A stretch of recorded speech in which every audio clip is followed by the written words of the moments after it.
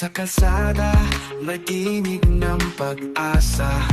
Iba'y kang saksi talay, pagkain sa lahat.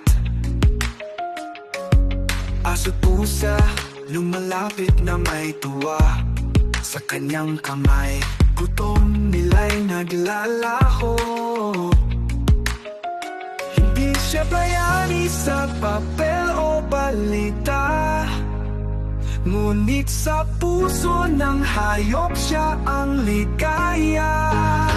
Karantang ina, ilaw ng kalsada, ina ng mga pusang ligaw, asong nag-iisa.